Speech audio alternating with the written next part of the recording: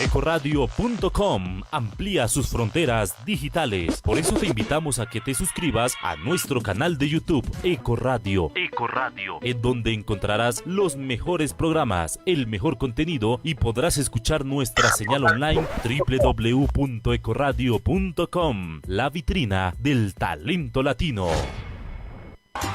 La mejor música, el mejor contenido y los mejores programas en la mejor Ecoradio, otra forma de hacer radio. Ey, Ecoradio con K.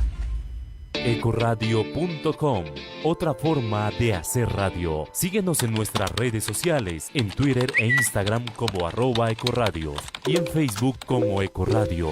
Ecoradio, otra forma de hacer radio. Estás escuchando Ecoradio.com, la vitrina del talento. Hola a todos, bienvenidos a Noches de Dakini. En esta fría noche bogotana les mandamos un saludo gigante a todas las personas que se están conectando por la web de ecoradio.com y por el Facebook Live de @DakiniTantra. Esta noche los he invitado a un programa que va a hablar acerca de la visión y la conciencia masculina del amor. Porque resulta que el amor definitivamente tiene muchas perspectivas, pero queremos escuchar a los hombres y queremos saber qué es lo que están pensando. Y esta noche sí que estoy bien acompañada. Yo sé que ustedes dicen que yo siempre digo lo mismo, pero esta noche un saludo muy especial. Ángel Carreño, ¿cómo estás? Bonnie, muy buenas noches para ti y todos los videntes de este espacio de Ecoradio. Y feliz de estar aquí, de volvernos a encontrar por estos medios. Hacía tiempito que no nos veíamos. Y dispuesto pues a servir y a compartir lo que nos sea posible en esta experiencia de ser humanos. Claro que sí, Ángel, bienvenido. Qué delicia tenerte aquí en este espacio. Ya lo habíamos planteado y mira cómo se va poniendo todas las cosas para que pudiéramos hacerlo en esta noche.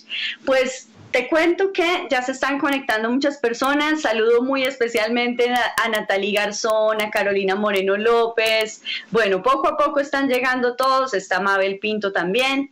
Ahorita los vamos saludando. Entonces, te cuento que este programa tiene una estructura muy chévere y yo siempre digo que traemos un autor o alguien que haya escrito o dicho algo referente al tema de la noche.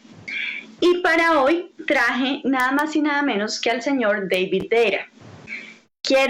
Ya vamos ahorita a contar, a medida que se nos van uniendo más personas, voy a contarles a todos los que no te conocen quién eres tú, pero también yo sé que hay muchas personas que son tus seguidores, tus pacientes, tus amigos, que muy seguramente se están empezando a conectar en esta noche.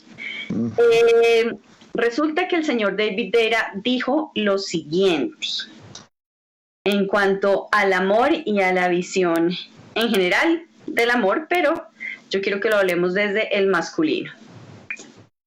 ¿Cómo sientes esto, Ángel? En lo más profundo de nuestro corazón, todos buscamos cómo dar y recibir amor para siempre y de verdad. Nuestra vocación más profunda es liberarnos en amor y vivir esa libertad. Cada uno de nosotros debe encontrar su propio y único camino para vivir en consonancia con su ser más profundo.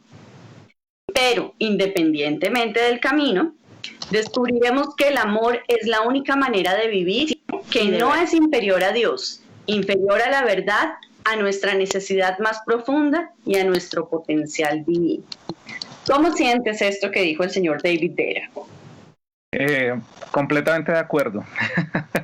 O sea, es el ideal que tenemos, siento que en general, de la expectativa frente al compartir una relación desde la intención del amor, ¿no?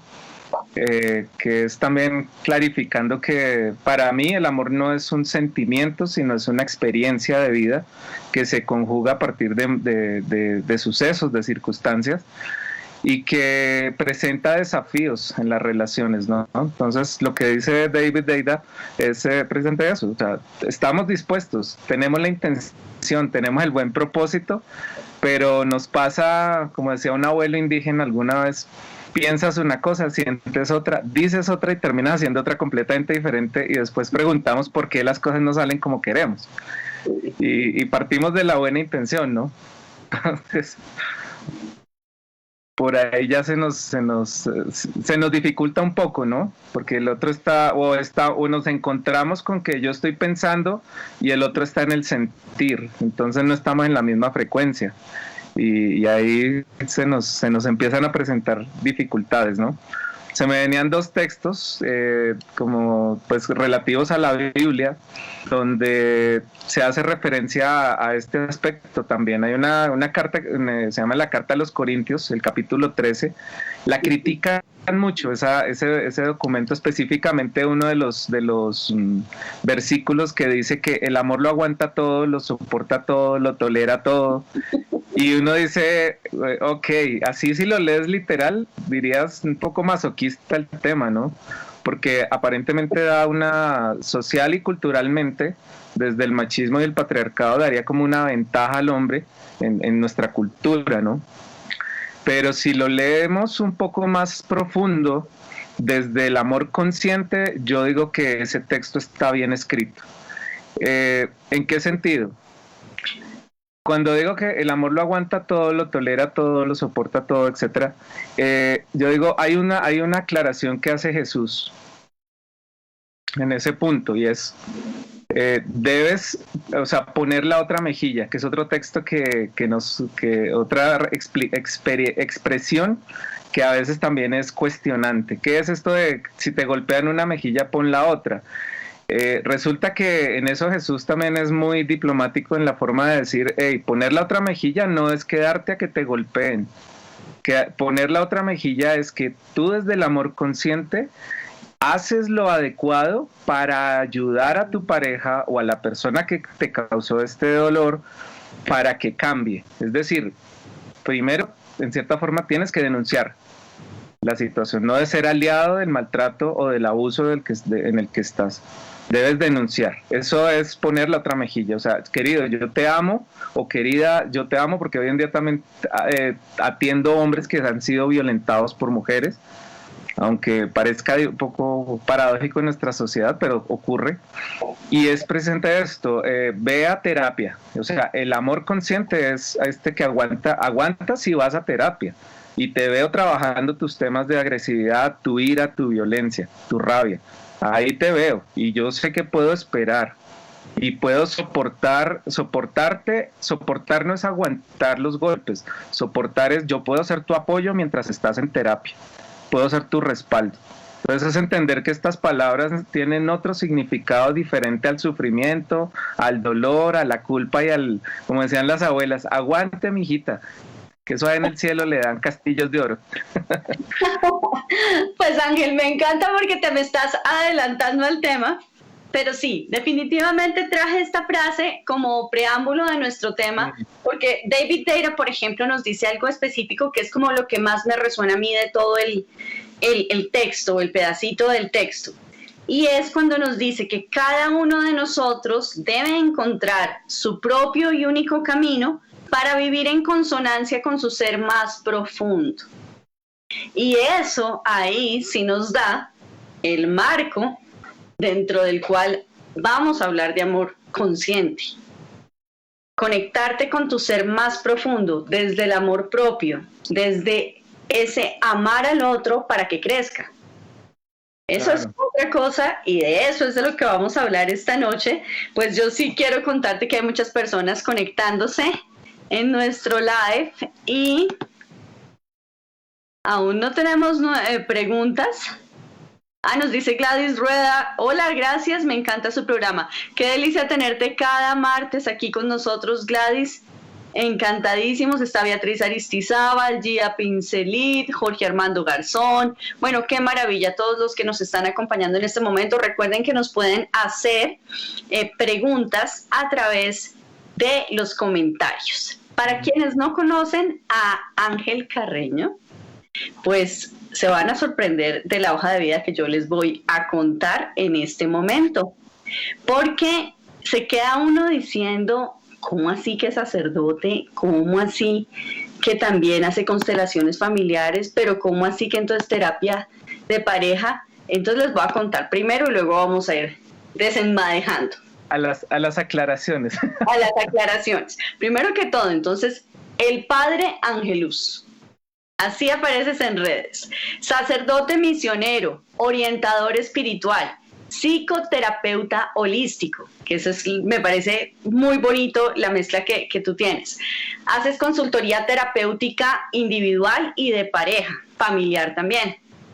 Coach y orientador vocacional, profesional también, y hace sanación transgeneracional y constelaciones familiares, y también maneja psicoterapia holística y masaje integrativo. Todo eso lo ha trabajado y aprendido, conoce la terapia gestal integrativa, las constelaciones familiares sistémicas, logoterapia, hipnosis psicoespiritual, sanación transgeneracional, terapia del manejo de la ira. Pues, Ángel, definitivamente es una dicha tenerte aquí esta noche. Yo sí quiero que tú me cuentes cómo es, primero entonces sacerdote, pero entonces luego hasta masaje y manejo de la ira. ¿Cómo es un poco esa trayectoria para llegar al momento en el que tú estás en este momento? Bueno, sí. La trayectoria es de toda mi existencia, siento yo, porque hay una canción católica que se llama Profeta y dice que antes que te formaras en el vientre de tu madre, yo ya te conocía y te consagré para que fueras mi profeta de las naciones, porque para eso yo te escogí. Irás a donde te envíe, a donde yo te mande, tú irás a proclamar la buena nueva y a las personas les servirás. Más o menos lo que dice la canción. Yo esa canción la escuchaba desde niño y me hacía llorar, o sea, me conmovía profundamente, es como si tuviera una nostalgia muy grande ahí. Y desde pequeño vino este acercamiento con la iglesia por mi familia.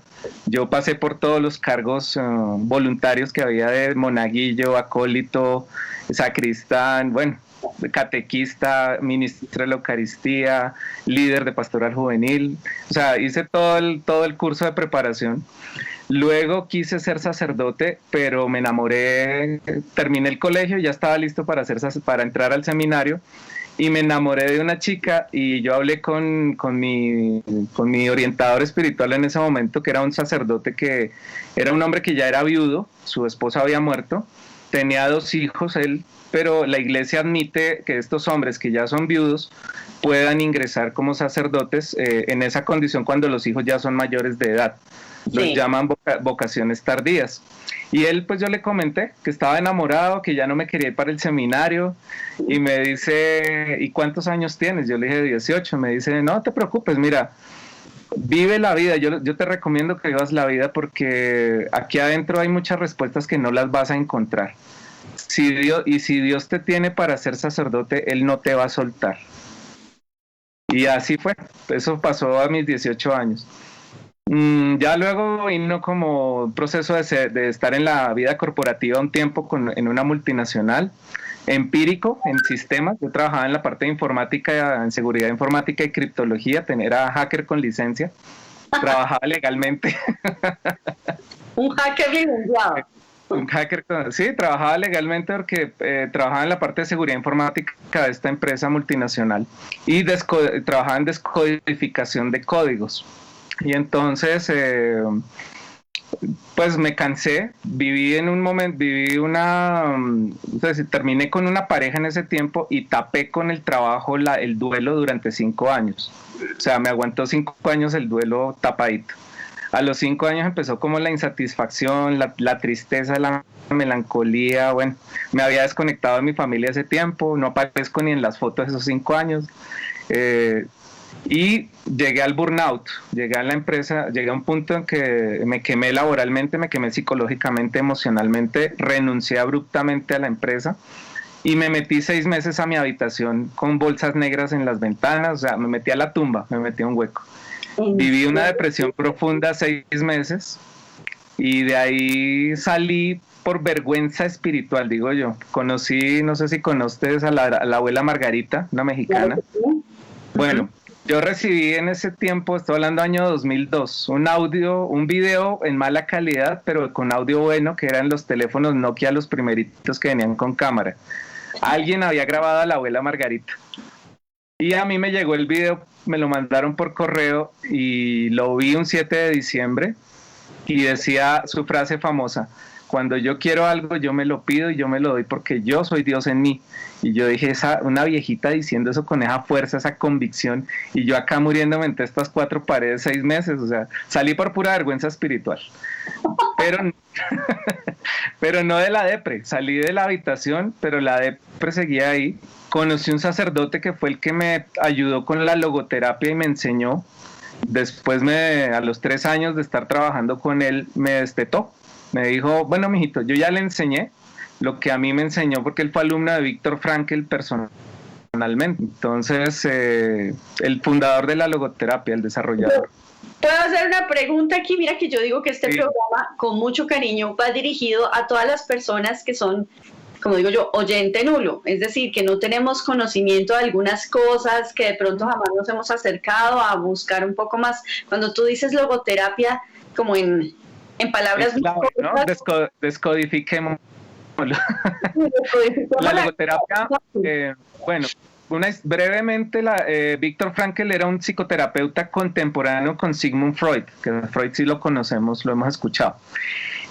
Y Freud en la Segunda Guerra Mundial él alcanzó a volarse para Estados Unidos, pero Víctor Frankl no. Y él sí estuvo en los campos de concentración y sobrevivió a esa experiencia de los campos de concentración.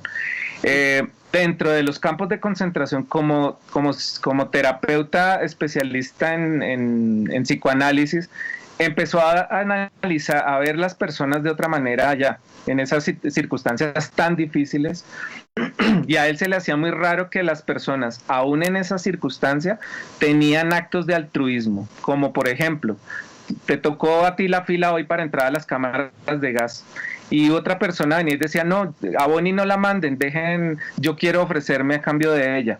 Wow. Y había personas, sabiendo que al otro día podían volver a meter a Bonnie a la fila. Claro.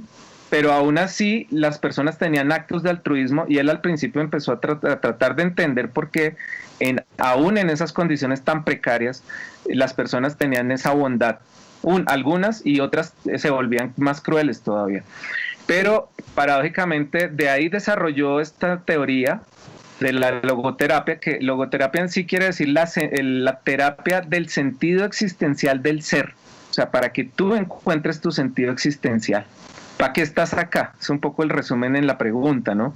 ¿Para qué estoy acá?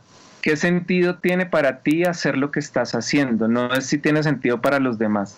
Y tiene una frase para mí muy contundente y es, nos pueden quitar todo, o sea, las propiedades, la familia, pues todo eso que tiene en algún momento importancia para nosotros, pero lo único que no le pueden quitar a un ser humano es la decisión de cómo enfrentarse a una situación en su vida. Eso nadie te lo puede quitar, es contundente. Qué belleza, qué aplicable a lo que estamos viviendo actualmente, ¿no? Total. Nos pueden quitar aparentemente la libertad de salir, pero el hecho de cómo enfrentar esta situación nadie nos lo puede quitar. ¿Sí? Y se vale que toques fondo. En la logoterapia se vale que tú toques fondo en las situaciones que estés viviendo y de hecho es lo más saludable porque en la mayoría de situaciones terapéuticas tratamos de que el consultante se mantenga a flote, de que no se hunda. En la logoterapia no, decimos no, querido, si tenemos que ir hasta el fondo, vamos hasta el fondo y está bien. Okay. Y en el fondo tienes 2 opciones, decidir qué quieres hacer con eso y esa decisión incluye quererte quedar ahí y se te respeta, pero ya es una decisión consciente. Ya no puedes estar diciendo, es que no sabía, es que no me di cuenta. No, es mi decisión quedarme en esta condición y se te respeta. ¿Ves? Pero nosotros usualmente queremos evitar hasta llegar a decir, no, yo quiero seguir siendo así y me sostengo. así a los demás les parezca mal mi actitud o mi carácter, pero no tenemos esa convicción. O la otra opción, que a partir de llegar a tocar el fondo puedas decir, oye, veo, ya toqué hasta acá, no encuentro nada más, quisiera hacer algo distinto. O sea, puedes empezar a considerar otras opciones. Pero usualmente, sí. Perdón que te interrumpa en ese pedacito, porque este programa lo hacemos desde la escuela de Tantra, Dakini Tantra. Y en el Tantra tú te sumerges en tu oscuridad hasta donde quieras, hasta el punto que quieras. Y tú puedes un poco como justificar, es que yo soy, por ejemplo, furiosa. Es que yo soy furiosa, entonces como yo soy furiosa, entonces me va a tener que aguantar el mundo así o yo qué sé. Y resulta que no, de pronto es un poco ver, estoy furiosa porque estoy herida, porque tengo algo que resolver, porque de pronto lo puedo ver con mucho más amor. Y así es más o menos el proceso cuando nosotros practicamos Tantra. Entonces me encanta que me hables de esto que está como tan en resonancia, y mira cómo David Deida lo decía, por el camino que tú quieras. Continúa, por favor. Y es en libertad, ¿no? Entonces, la logoterapia se trabaja mucho esa parte de ir con la persona, acompañándola a que encuentre realmente qué es lo que lo conecta con su sentido existencial. No es un capricho, no es que me dijeron que por aquí, no, es que para ti, ¿qué importancia tiene esa decisión o esa elección que haces en un momento dado? ¿Ves? Y cómo de alguna manera, cómo te haces fiel a tu corazón en ese punto, ¿ves? Y eso nos lleva tiempo. Y desafortunadamente muchas personas se acercan a veces a la parte terapéutica buscando, yo digo, Alka-Seltzer instantáneo o actos de magia, y no va a suceder, o sea, se requiere un tiempito de proceso, se requiere un tiempito de curación, como de la etapa de curar, de desinfectar las heridas, de abrirlas, algunas que es necesario abrirlas para entender qué es lo que está ahí irritando las relaciones o los vínculos. Y luego de la logoterapia, pues ya a mí me dejó él abierto, porque con él hice mis estudios en teología también. Pero en ese momento yo estaba un poco en disidencia con lo que estaba percibiendo en las comunidades religiosas, en algunas, de sacerdotes con hijos escondidos, a los cuales la iglesia, a estas familias que estaban, o sea, esos hijos y a esas mujeres, la iglesia les pagaba un soborno mensual, no era la cuota alimentaria. Entonces, es muy diferente la percepción ahí para mí. Entonces yo decía, pero esto, o sea, ¿cuál era el tema ahí detrás? ¿Ves? De esconder esta situación de estos sacerdotes. Usualmente los cambiaban de parroquia, los mandaban a un pueblo más lejos, pero no, y la iglesia se hacía cargo de girarles mensualmente un dinero a esa familia, ¿ves? O a esa mujer y a esos hijos. Otras situaciones de sacerdotes, pues en situaciones de homosexualismo dentro de los seminarios, induciendo a los muchachos, a los mismos seminaristas, y yo decía, o sea, eso a mí me empezaba a cuestionar, porque también mi libido ha sido activa, y yo viví una situación que hoy en día es testimonio de vida. Yo veía el error en ellos, pero no veía cómo yo lo hacía, no entendía el tema de la ley del espejo, ¿no? Si lo ves en el otro es porque a ti también te pasa, y si lo criticas es porque a ti también te sucede. Entonces, ¿cuál era mi lado en ese momento frágil? Pues que yo llevaba un tiempo consumiendo pornografía. ¿Sí? Ese era mi paralelo. Entonces todo era el San Ángel con todos mis amigos. El man no toma, no fuma, no mete droga, no es promiscuo, no anda conquistándose a las mujeres, no es gallinazo. Era tanto así que los papás de mis amigas decían, si Ángel va, usted puede ir a la fiesta de grado. O sea, confiaban en mí ciegamente.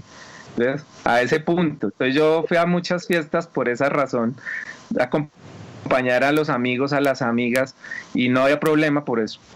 Pero yo tenía ese lado oculto en ese momento, y no lo, es decir, lo tapé durante mucho tiempo hasta que vino el momento de revisarlo terapéuticamente o darme cuenta que ya para mí se había vuelto un vicio y que era necesario trabajarlo y entender de dónde se había de dónde surgía como esa necesidad o esa herida desde mi sexualidad. Pero en los seminarios o en las comunidades religiosas la respuesta era: ve al oratorio y pídele a Dios que te quite eso. No había una orientación más clara para atender la parte de la sexualidad, y en general pues se veía reflejado en todas estas dinámicas que hoy en día pues son evidentes, que han ocurrido en muchos seminarios y en muchas comunidades o por parte de muchos sacerdotes en cuanto al daño que se le ha hecho a personas que por no saber y por no manejar sexualidad o tener claro esto en la vida, pues se le hace daño a otras personas, ¿no? Entonces por ahí pasaba el tema del seminario, y por eso yo finalmente elegí no ser sacerdote en ese momento. No quise recibir ni órdenes temporales ni órdenes permanentes, y decidí retirarme un tiempo al ateísmo. O sea, salí tan roto que decidí irme al ateísmo. Y estuve así como casi 5 años. En ese lapso de tiempo, terminando esos 5 años, una amiga que llegó de España me dice: oye, ¿por qué? ¿Será que tú me puedes acompañar a tomar yagé? Tomar medicina. Y yo le dije: averigua si yo te puedo acompañar sin tomar, pues yo tenía como mi prevención todavía, como católico tradicional, tenía como que eso es brujería, eso no sé qué, y entonces yo le dije: si te puedo acompañar sin tomar, sí. Y pues sí, efectivamente, pues había que igual pagarle la entrada y todo. Y llegamos allá, y cuando llegamos, el otro shock. O sea, yo he sido como de electroshocks espirituales con Dios. Entonces, llegué al sitio y era con el Taita Querubín, uno de los abuelos grandes acá en Colombia, del Putumayo. Y estaban en una parranda con tambores, maracas, con sus atuendos, cantando cantos de alabanza católicos en ritmo nativo. Eso para mí fue un shock. Yo dije: ¿esto qué es? Y yo todavía, en ese momento, yo estaba todavía como en esa pelea con la iglesia y con este tema de la autoridad. Y después de 2 horas de estar ahí escuchando a esta gente, yo dije: esto no debe ser tan malo, lo del yagé. Pues esa noche tomé medicina. Ajá. Y se me abrió un espacio de entendimiento para la espiritualidad, que vino todo este otro resto de camino, y te estoy hablando de hace 10 años, 2010, ¿sí? Que fue empezar a caminar con los abuelos indígenas, empezar a caminar con budistas, hinduistas, monjes tibetanos. O sea, me di un paseo espiritual por todo lo que pude, aprendiendo quién era Dios. El Dios que llamamos Dios es amor. No el Dios culpa, dolor, sufrimiento, maltrato, sí, no ese otro Dios del que conocemos mucho, pero del Dios amor conocemos muy poco. Y me fui a iglesias protestantes, evangélicas, o sea, me metí todo lo que pude de tratar de entender a ese Dios, y violentando, entre comillas, los límites que nos pone a veces la religión católica. No te juntes con aquel que cree diferente, cuidado, se contamina del budista, de pronto se despierta y se vuelve un poquito más inteligente, más amoroso, más buena gente, no tan excluyente. O sea, todo eso es como peligroso, ¿ves? Sí. Y pasó un tiempo, en 2012 me casé. En 2010 también conocí a mi esposa, la que es mi esposa. Soy sacerdote casado, pues, o sea, yo fue a romper paradigmas en esta vida. Me encanta. A mí me dicen, no, eso no se puede. Y yo le digo: muestre a ver que no. Después dicen: ¿cómo lo hizo? Bueno, y es precisamente eso, ¿no? Como atreverte un poco a salirte del molde que te dijeron, aunque lo viví con mucho miedo al principio, porque estaba haciendo, entre comillas, desde las constelaciones familiares, como la oveja negra de la familia. Era el que iba en contra del sistema, era el que ponía el sistema como a sacudirse, era el rebelde con causa, porque yo mi forma de decir, fui agresivo de joven, pero practiqué karate. Y paradójicamente ahí vino un pare y una situación que me cambió completamente el panorama, Cuando el maestro en un entrenamiento me dice, mira Ángel, aprende primero a sanar, a reparar, a unir, a reconciliar, a dialogar, ¿sí? Porque romper, dar golpes, separar, dividir, discutir, pelear, eso es fácil, ese es el camino de la mediocridad. Y eso me quedó grabado para toda la vida. Me encanta. Y el tema de la agresividad empecé a entenderlo de cuál era la rabia. Partes, Ángel, vamos por partes. Ahorita estamos en la bio, en lo que tú has hecho inicialmente, todo darte una vuelta por tantos aspectos de la religiosidad, luego de la espiritualidad, conocer un poco como de aquí y de allá, y finalmente en este momento, ¿tú qué profesas? Precisamente, mi autodefinición es que soy un contrabandista espiritual y un promiscuo espiritual, declarado. Mira, a mí me encanta, yo me muero de la risa, la gente nos está saludando, pero por ahí hubo caritas bravas. Esto es controversial y puede haber muchas personas que sientan pues sus creencias un poco violentadas en este momento con lo que estamos diciendo. Queremos decirles que este programa lo estamos hablando desde el amor y con un profundo respeto por las creencias de todas las personas que nos están escuchando. Cuéntame eso, contrabandista. No es decir, no es algo personal, no es algo en contra de la iglesia, porque si no, no habría elegido ser sacerdote en una iglesia de tradición católica, que eso es como la vuelta a casa. Es decir, el hijo se fue el hijo pródigo, y se fue y dio todo este paseo, pero el hijo pródigo vuelve a casa a traer lo que aprendió por fuera. Y eso fue un poco lo que sucedió conmigo.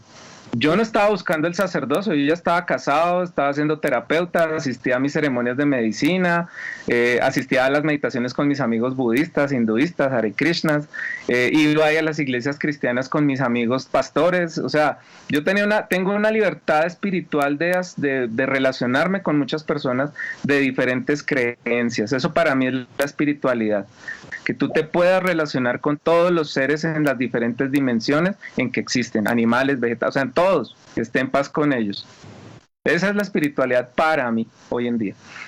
Y apareció alguien que yo le había dado catequesis hace muchos años en la iglesia católica para la preparación de las confirmaciones, y hoy en día esa persona es un obispo, fue el fundador de esta congregación a la que yo pertenezco, y él fue el que a mí me dijo, oye Ángel, ¿usted no ha pensado en el sacerdocio nuevamente? Y él tenía un cuadro así de Jesús como el que yo tengo aquí atrás, del gerente de la empresa, y le dije, yo miré el cuadro y le dije al gerente, ¿vos qué querés conmigo? ¿Cuáles son los términos del contrato conmigo en este momento? ¿Para qué si me estás haciendo coqueteo otra vez, ¿para qué me quieres ahí? ¿Sí? Porque este lenguaje ya no debe ser el del niño chiquito miedoso que era antes, sino debe ser de un adulto con otro adulto que quiere servir. Y tú háblame en el lenguaje que estoy configurado, hágame el favor. Hablándolo en términos informáticos espirituales.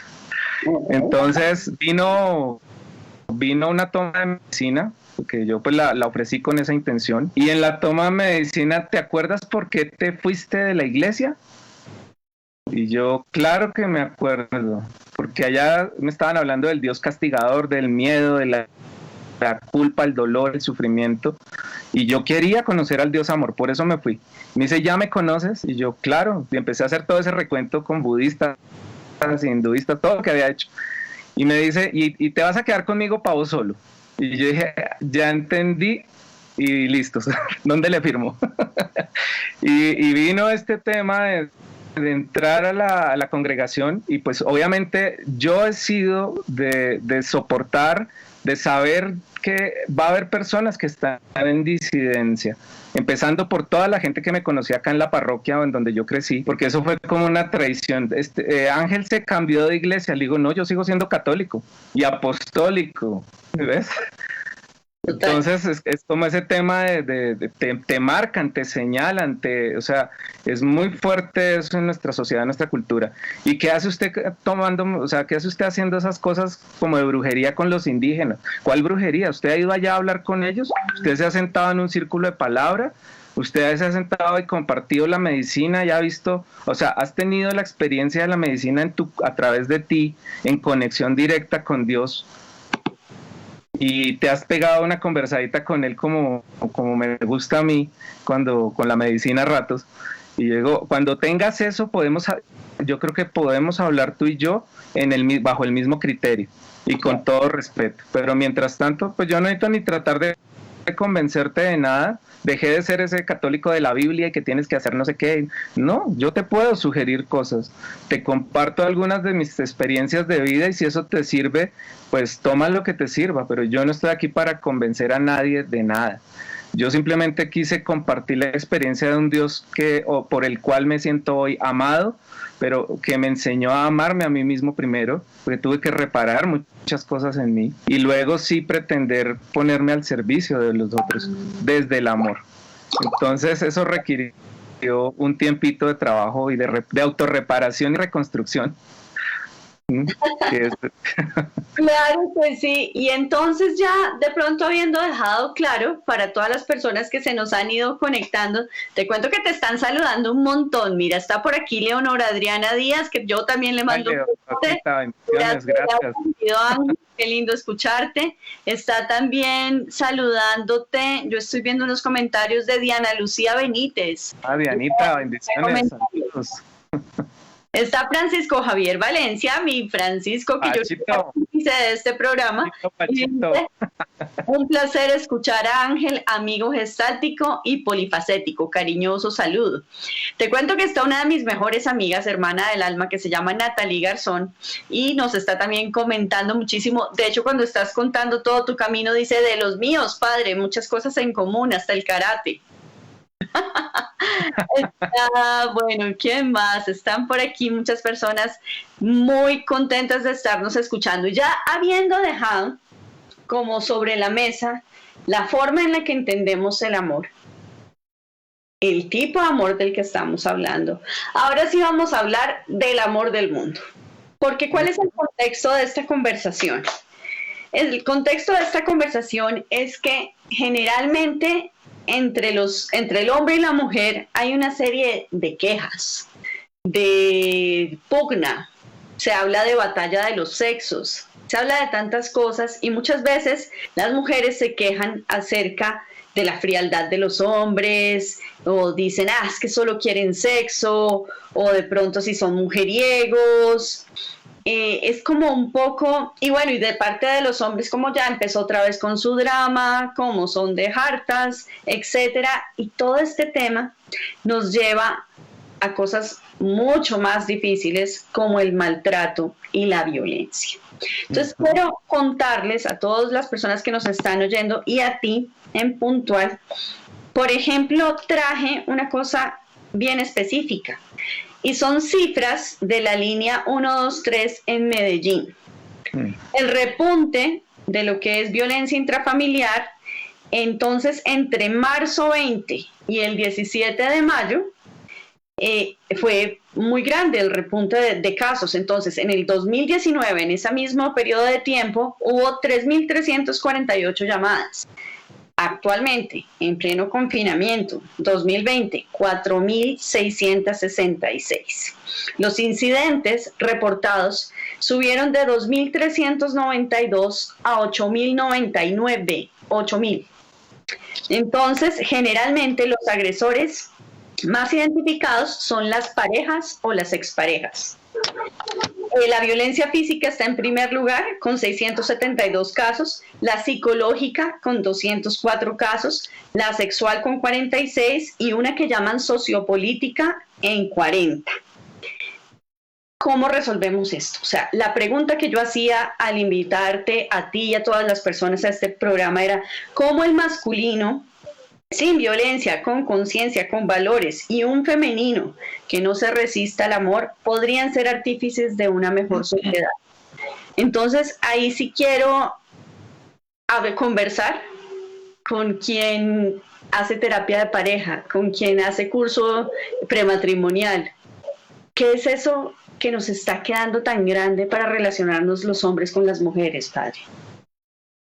Bueno, hay que partir en mi caso, de la parte antropológica histórica. Es decir, los hombres realmente nos estamos domesticando relativamente hace muy poco tiempo. Estoy refiriendo a la posguerra, a la Segunda Guerra Mundial, la posguerra. De ahí para acá ya se disminuyó el tema de que los hombres estén fuera tanto tiempo de las casas. Hasta ese momento los hombres eran para la guerra. Venían, cuando volvían de las conquistas, y estamos hablando de unos 7.000, 8.000 años de guerras, desde la época antigua, ¿ves? Donde los hombres eran únicamente producidos en cierta forma para las guerras y para los ejércitos, en los diferentes lugares del planeta.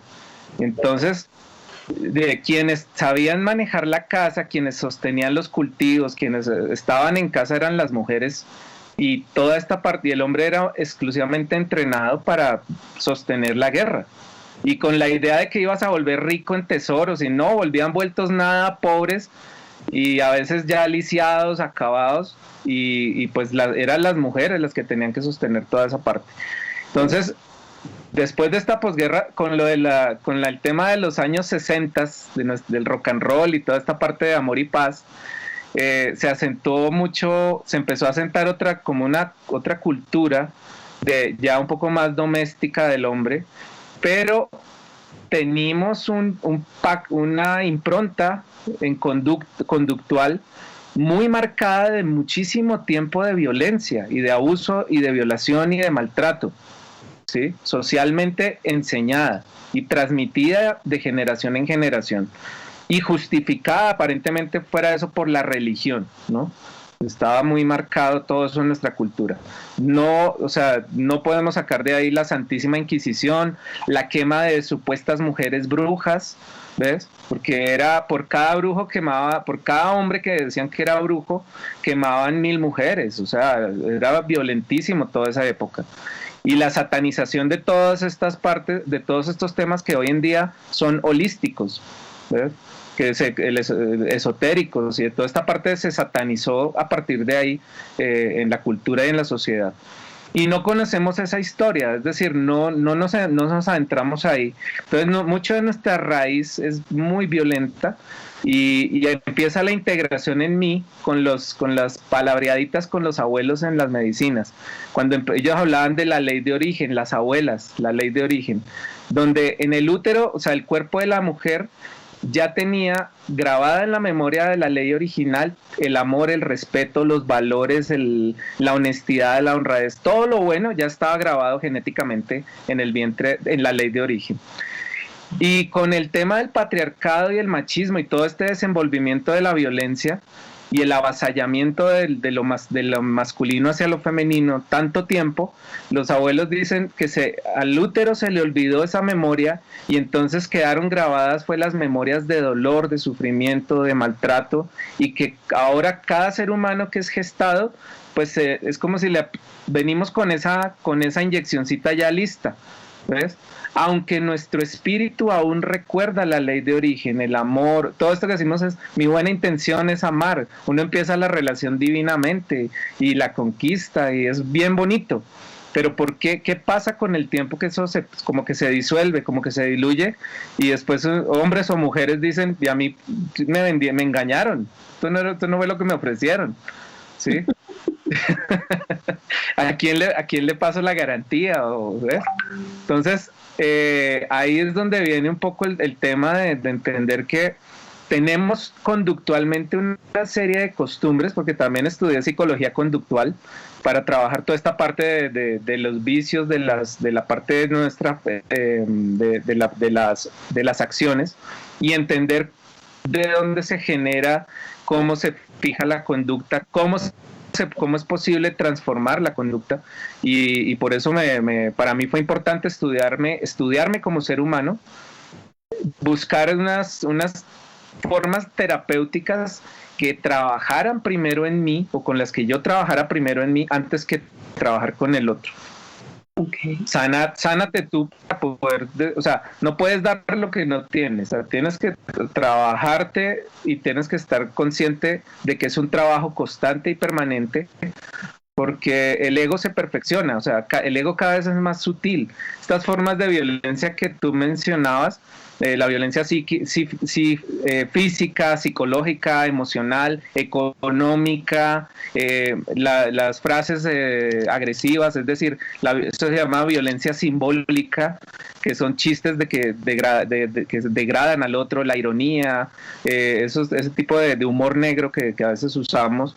Todo eso son formas de violencia que tenemos muy metidas en nuestra cultura. Y no es solo del hombre hacia la mujer. Yo hace 5 años vengo trabajando con círculos de hombres exclusivamente, donde estamos trabajando con la transformación del masculino, de la concientización de nuestras múltiples formas de violencia, que era la oración final del karate. Eso fue inspirado en la última frase de la oración del karate. Dice, transformar todas las maneras de mi comportamiento violento. Esa es la última frase de la oración del karate. ¿Ves? Y entonces yo dije, claro, tenemos que estudiarnos, tenemos que ver cómo se me perfecciona mi violencia, porque cada vez se va volviendo más sutil y más fina, y tengo que estarme pescando, y tengo que estarme dando cuenta cómo la ejerzo, y sobre todo en toda esta cultura patriarcal en la que vivimos. El hombre se perfecciona. De acuerdo, y ahí te voy a hacer porque claro, estás pasando muy rápidamente como de un pedazo que es el amor propio. Y del amor propio se habla muchísimo, muchísimo, Ángel. Yo creo que todos hablamos de amor propio, pero realmente yo creo que los hábitos el hábito más complicado de adquirir, de ejercer, de acordarse constantemente de estar allí, es el amor propio. Para ti, ¿qué significa eso? Cuando tú hablas con estas parejas que se van a casar y todo el rollo, ¿cómo cultivar hábitos de amor propio? Eso es bonito, mira. Yo aprendí con los abuelos de las historias de lo que ellos llamaban las historias de antes, que ellos en las tribus era normal cuando una pareja se iba a casar, se presentaba ante el consejo de la tribu. El consejo eran el consejo de los 13 abuelos y las 13 abuelas. Y estos abuelos entrevistaban por separado a la pareja, ¿sí? Miraban qué aspectos de su personalidad o de sus rasgos tenían que mejorar, qué costumbres, qué hábitos, etcétera, y les ponían unas tareas para hacer eso durante 3 años. O sea, no es que terminaban la relación, no es que dejaban de ser novios, no, su relación continuaba, pero cada uno de ellos sabía por cuáles tareas tenía que realizar en el transcurso de esos 3 años hasta el momento de la ceremonia del matrimonio. Entonces, pues ahorita hablarle a una pareja de que 3 años para preparación, yo dije, estamos en la época cuántica, entonces que sean 3 meses. Entonces, mi curso prematrimonial son 3 meses de terapia. Tienen que venir a terapia. Ese es el curso prematrimonial. Y no es saber si te sabes el color preferido de tu pareja o el plato de comida preferido de tu pareja. No, no es eso. Es que empezamos a trabajar el árbol genealógico, tu historia transgeneracional. ¿Cuáles son esos mitos familiares que están pasando de generación en generación? Ahí miramos un poco la historia familiar, como cuáles son los porcentajes de parejas estables, parejas no estables, separados, divorciados, etcétera, para mirar sus estadísticas emocionales de sus generaciones anteriores. ¿Ves? Y que ellos reconozcan que han asimilado de esas costumbres, las sanas y las no tan sanas, ¿ves?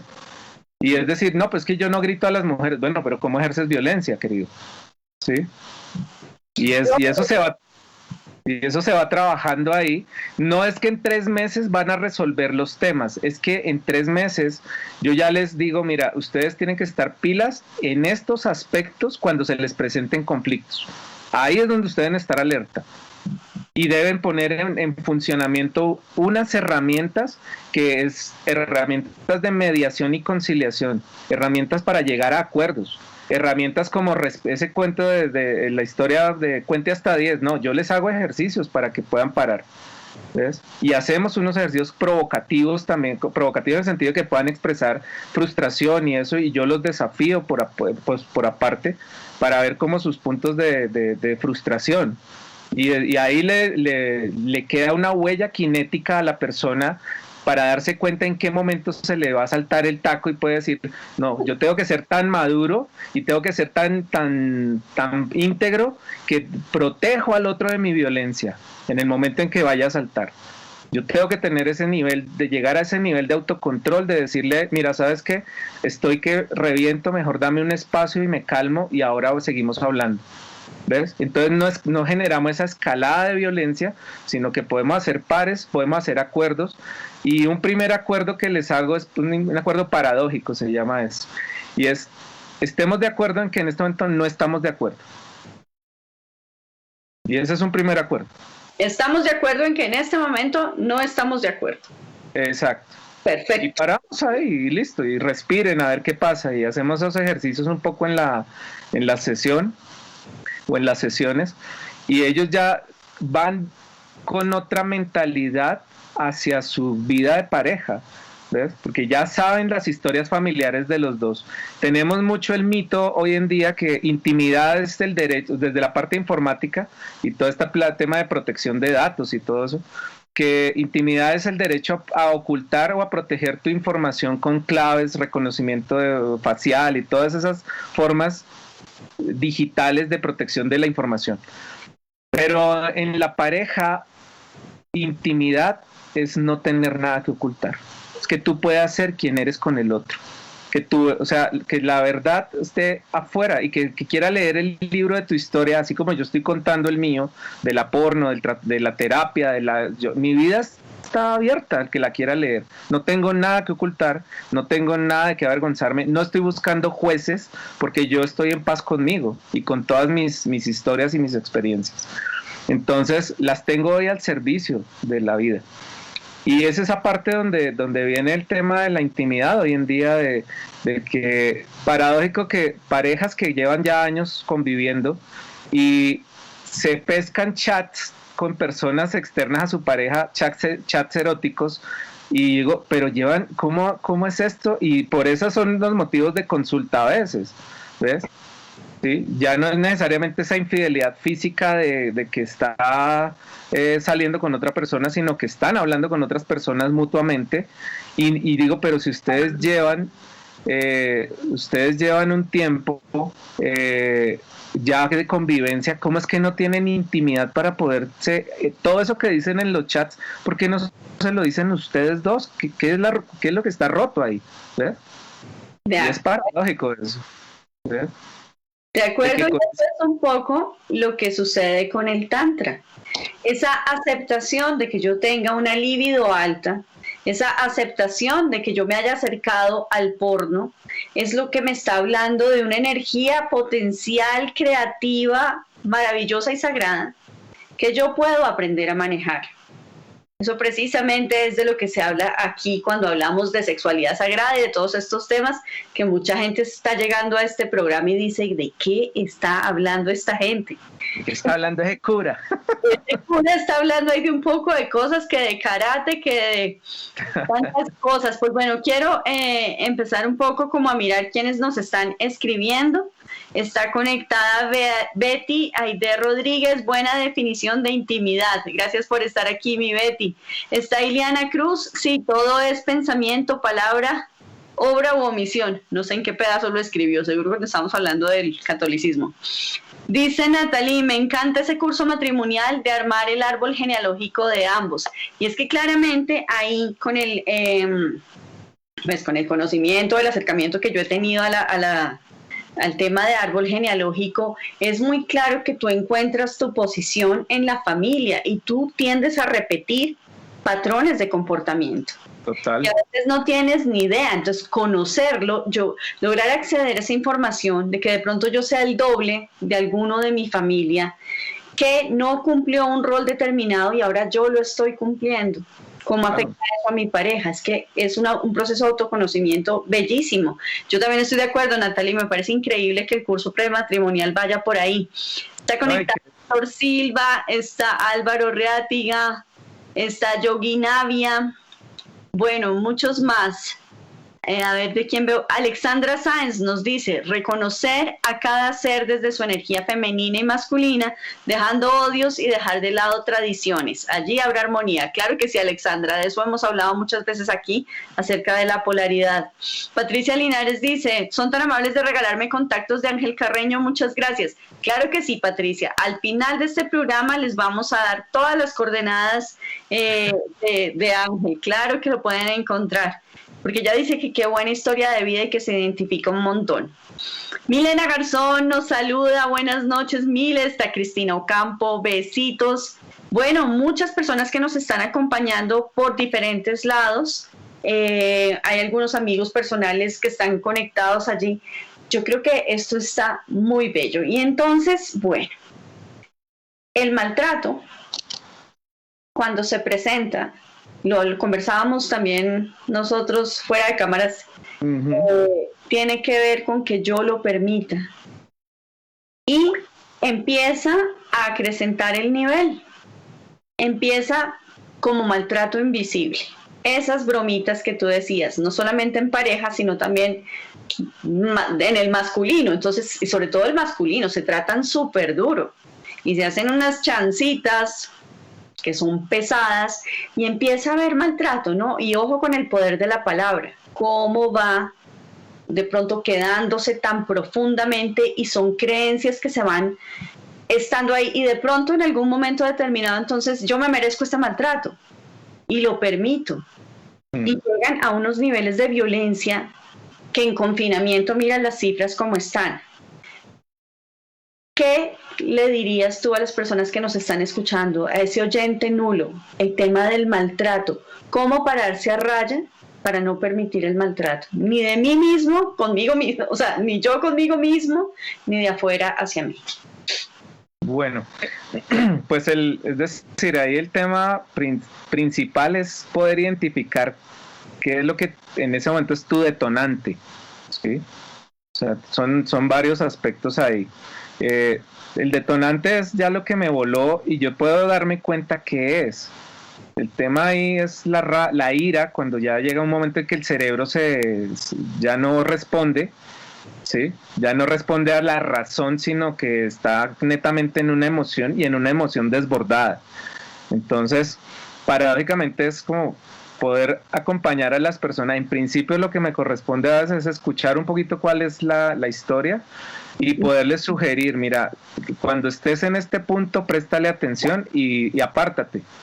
A veces es como mejor retírate, en ese momento tienes que aprender a retirarte al principio, que es como una forma de autocontrol consciente.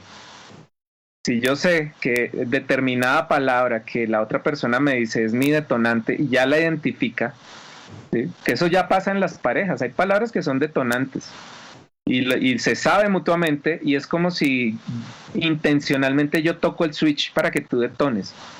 O sea, a ese punto llegamos ya a veces en ciertos aspectos, ¿ves? Y ese switch puede ser una palabra o puede ser el silencio, porque la violencia pasivo-agresiva también está a la orden del día. El que se queda el que no responde, el que su forma de agredir es no responder, quedarse callado, como haz lo que quieras. O sea, te puedes despelucar si quieres, pero yo no, o sea, y no te respondo. Pasivo-agresiva, completa. O sea, que te dan por debajo de la mesa y tú miras y ¿quién me dio la patada? Y no aparece nadie. ¿Ves? Es una violencia, y es una violencia muy depurada, ¿ves? Es muy sutil. Entonces, por eso implica mucho trabajo de conciencia, de estarse revisando, pero no estábamos preparados para este tiempo que está sucediendo, ¿ves? Era el tema precisamente, lo otro que hablábamos también, que este retiro espiritual obligatorio, o confinamiento, como lo quieran llamar, no había la preparación para eso, ¿ves? No, aparentemente sí, vamos a estar en la casa y trabajando y no sé qué, pero el solo hecho de estar en el mismo espacio genera que tú no sepas respetar a veces el espacio del otro. En el día el espacio queda como implícitamente respetado, porque tú salías a trabajar y estabas todo el día afuera y regresabas en la noche, y breve, y los dos igual. pero cuando ya estás en la casa 7 días a la semana, 24 horas, esa parte pues es... Uy. Sí, acá estamos. Hola. Hola. Hola, ¿dónde nos quedamos? Me apareció un aviso acá que se ha perdido la conexión, que un problema con la red. Bueno, aquí estamos, yo no te he perdido. Está bien. Estabas diciendo que entonces en la convivencia y que llega un momento en el que eso se dispara. Claro. Y es normal. Sí, no sabemos, es decir, no sabemos respetarle, así estemos en la misma casa, no sabemos respetarle el espacio al otro, ¿ves? Si de pronto tú quieres leer un libro y el otro quiere ver televisión, ¿qué acuerdo hacemos? Algo tan sencillo como eso, ¿ves? Y entonces, o sea, y pues ahora el tema de las reuniones y todos estos Zooms todo el tiempo, las reuniones empresariales y tus hijos tomando clases al mismo tiempo y todos necesitan acceso a internet y todos con video, entonces el canal que tienes no te alcanza técnicamente, tendrías que ampliarlo, o sea, hay una cantidad de cosas ahí, o si alguno me pone a ver videos por diversión y los otros están trabajando, entonces, o sea, ahí empezaron a jugar una cantidad de dinámicas para las que no estábamos preparados, ¿ves? Y en las parejas, claro, si venían con conflictos ya anteriores, lo paradójico es que en las sesiones que he estado teniendo me dicen, primero creíamos que no teníamos plata para pagar las terapias y resulta que la plata se la gastaban en distracciones del conflicto en los fines de semana, ¿ves? Distracciones del conflicto, así los llamo y les digo directamente. Sí, te vas a cine, te vas a bailar, te vas a rumbear, sales a comer y claro, pero distraes el conflicto, no estás atendiendo el conflicto, estás evitándolo y evadiéndolo. Y ahora pues estás en tu casa, te ves a la cara con el otro, ya no hay una distancia a través de esas distracciones y pues entonces ahora sí, ¿qué vamos a hacer? Y normalmente como no pensamos en qué vamos a hacer, sino reaccionamos a las dinámicas que se empiezan a dar, ¿ves? Y no sabemos hablar, eso es lo paradójico, ¿sí? Por el chat, es decir, a veces somos más elocuentes con los chats, con los emoticones, que con nuestras propias expresiones emocionales, ¿sí? Y es muy paradójico. Y ¿sí? mira, Nos volvemos perdón, como disléxicos, o sea, no sabemos expresarnos, se nos olvidó. Les mando una carita feliz y con eso creo que ya expresé toda la emoción. Y estoy perdiendo la capacidad de expresarlo así directamente, ¿ves? Y entonces, de ese mutismo, ahora que estás en casa, ¿cómo ocupas ese silencio, ¿ves? ¿Cómo ocupas ese espacio que está ahí entre los dos? Así el otro duerma ahí a 10 centímetros de ti, ¿ves? Y cómo se genera ese encuentro nuevamente, ¿ves? Porque muchas parejas ya venían en crisis, pero ni se habían enterado, ¿ves?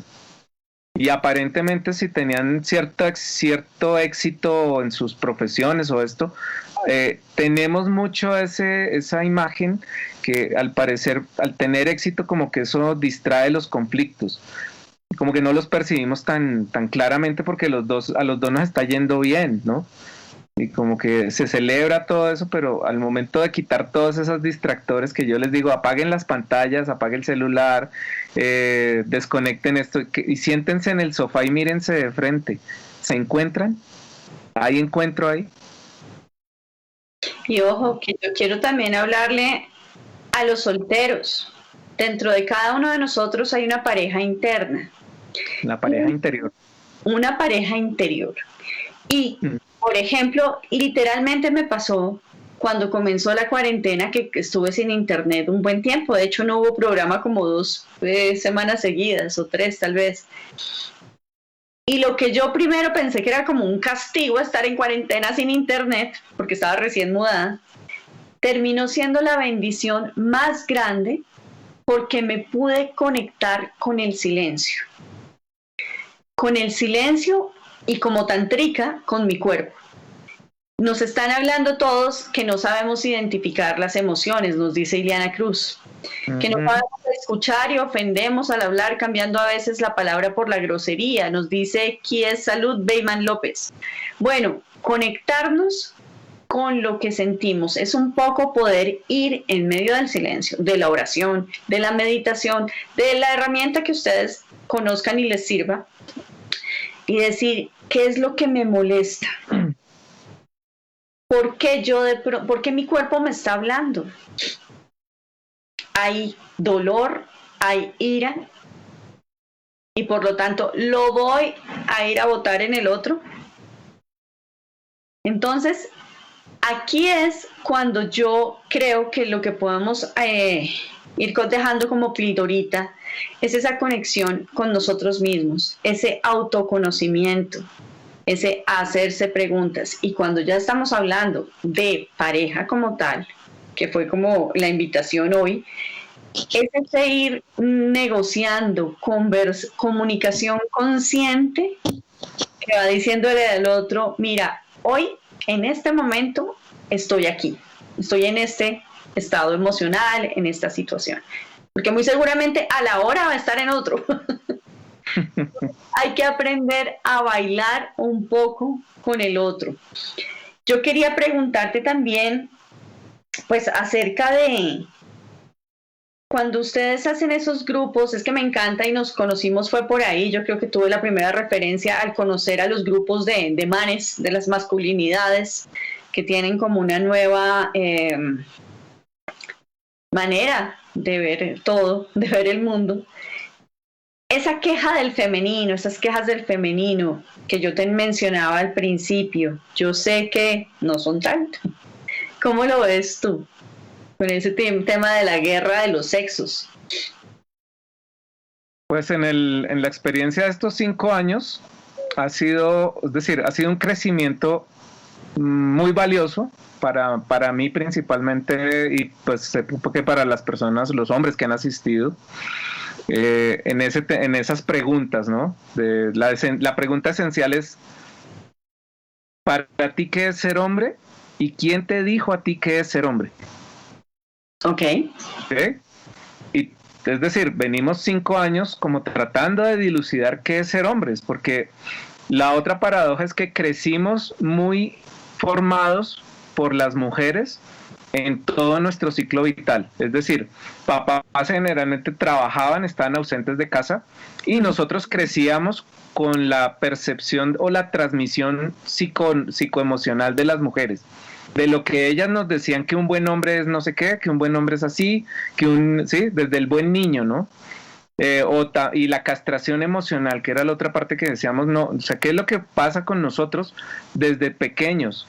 Hay un rasgo de castración emocional que ya lleva muchas generaciones, y es, párate que no pasó nada, los hombres no lloran. Y ahí, pum, o sea, eso es un sello en nosotros letal, y crecemos con eso. No tenemos derecho a llorar, no tenemos derecho, o sea, como hombres no tenemos derecho a quejarnos, ¿sí? Tenemos que luchar, si nos dan una patada, tenemos que levantarnos y hacer que no pasó nada, y darle al otro y devolverle, ¿ves? Entonces se crea ahí inconscientemente un guerrerismo, y se refuerza socialmente en cada etapa del desarrollo. Ya luego en la etapa de la adolescencia, en la adultez, empiezan a salir esos rasgos mucho más evidentes de fuerza y de lo que nosotros hacemos como fuerza, poder y violencia, que aparentemente están relacionados, pero todas terminan siendo violencia. No sé manejar mi fuerza, no sé fortalecerme tampoco. O sea, la fuerza tiene que ver mucho como en el autoentrenamiento, ¿no? Como el desarrollo de una voluntad. El poder tiene que ver como la capacidad que yo tengo de elegir qué quiero hacer. ¿Puedo o no? O sea, puedo hacer esto, ¿ves? Y puedo emberracarme, y puedo salirme los chiros, pero también puedo calmarme. Y ahí ponemos el poder. Pero usualmente esos dos los saltamos y todo se va a la violencia, ¿sí? A la forma de violencia que sea que la persona haya aprendido. Entonces, desde esa infancia venimos con lo que llamamos es un masculino distorsionado. Es un masculino transmitido por las mujeres sin mala intención. No estoy hablando que haya una mala intención, ¿sí? Sencillamente que es un rasgo, un tema cultural que ha sucedido. Yo agradezco un punto en mi vida que me salvó, digo yo, porque yo crecí con 7 mujeres, o sea, no me dejan hacer nada en la casa, ¿ves? Y alguien me invitó alguna vez a los Boy Scouts y yo me enamoré de los Boy Scouts, y el ensuciarme, embarrarme, levantar carpas, hacer aseo, cuidar la naturaleza, eso me salvó, porque hoy en día yo, pues, digo, soy un scout casero, hago aseo, lavo, plancho, o sea, ¿sí? Y esto eran desafíos en los círculos de hombres al principio, decirle a un hombre, ¿tú planchas? No, eso es de mujeres. No, eso es de mujeres. O sea, tenemos mucha referencia de que esos roles de género solo son de las mujeres. No, es que ¿cómo como hombres no vamos a poder hacer algo así? Prepárate un plato de sopa, ¿sí? Es autocuidado. O sea, eso hace parte del autocuidado, del amor propio, de tu propia nutrición, el día que no haya alguien por ahí que te mueres de hambre, querido. Y permíteme meter ahí un poquito la cucharada. Yo también fui guía scout como por todo mi colegio. Y hay algo muy importante que también entonces el femenino aprendía en esos roles en el escultismo. Y era a poner la carpa, a hacer el piso, a hacer maraña, a llenarte de barro hasta acá, a cargar cosas pesadas, a sacar tu berraquera. Si lo decimos. Era parejo.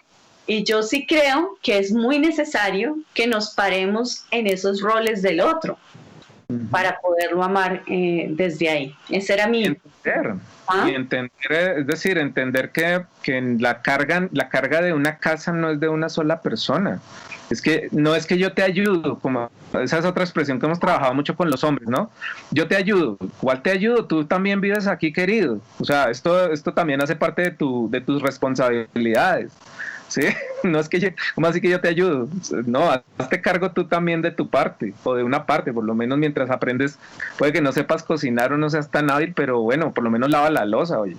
Lo que hablamos cuando conversamos para hacer este programa, lo que tú decías es, tú también estás comiendo, tú ensucias tu ropa. Claro. ¿Cómo así que yo te ayudo? Yo te ayudo. Sí. Entonces, esos paradigmas dentro de esta experiencia del encuentro entre hombres, descubriéndonos que es como construirnos. Por primera vez tenemos un espacio que no está mediatizado por los deportes, no está mediatizado por el alcohol, no está mediatizado por sustancias psicoactivas. O sea, tenemos un espacio consciente para hombres, para sentarnos y decir, bueno, ¿tú cómo sientes esto? O sea, hacíamos dinámicas, hacíamos actividades lúdicas, un poco movilizando toda esta parte emocional, psicológica, física, y conectándonos y permitiéndonos como ese contacto sano entre hombres, ¿ves? Y decir, o sea, ese tema del abracito con las 2 palmaditas, que se llama ahí, y decir, no, querido, quédate con las manos quietas un momentico a ver qué sientes, en el contacto de pecho a pecho con el otro hombre, ¿sí? Y eso cuesta mucho. O sea, hay una separación ahí, como un derecho, o sea, como que el tocar a otro hombre y sentirlo, su presencia, como que o sea, de alguna manera me pone vulnerable, más que me violenta, me pone vulnerable. Y a partir de ahí surgía un contacto distinto entre hombres, donde yo ya empiezo a sentir y empiezo a sensibilizarme y empiezo a conmoverme con el dolor del otro, y en muchos de los encuentros nos pegábamos unas lloradas los hombres, y ahí nos conteníamos y nos sosteníamos y no había vergüenza entre unos a otros, y poder construir esos espacios donde ya empezamos a expresarnos, donde alguno ya también declaraba su violencia y decía, yo he violentado a mi esposa, yo he hecho esto, y decir, bueno, ¿cómo le podemos ayudar, hermano? ¿Sí? Y es también cambiar esos patrones de lealtad entre los hombres, que eran muy frecuente esa frase es que se tapan con la misma cobija. Entonces nosotros empezamos a usar frases como antónimas a esas, de decir, no, nosotros nos tapamos con la misma cobija, nos sacamos a la luz y nos ayudamos a salir a la luz, y nos levantamos cuando nos caemos, no le hacemos bullying al otro cuando se cae. Entonces empezamos a crear otro tipo de frases de lealtades constructivas entre hombres, porque también entre hombres nos hacíamos esas mismas formas de violencia ejercidas hacia la mujer, también las ejercíamos hacia nosotros y entre nosotros mismos. Entonces tuvimos que empezar a trabajar por ahí para poder aprender a ayudarnos a nosotros, a levantarnos a nosotros, a sostenernos, y a partir de ahí eso mismo servía como ejemplo para el que iba viviendo la experiencia y llevarla a su experiencia de violencia intrafamiliar y decir, ya lo entendí en el grupo de hombres, que yo también lo ejercía, ya entendí el mecanismo y eso empieza a generar una transformación en casa, ¿ves? Eso ha sido, o sea, y ha sido empírico. Nosotros ni siquiera hablábamos de este tema de la violencia de género en los términos de la ley de género, ¿no?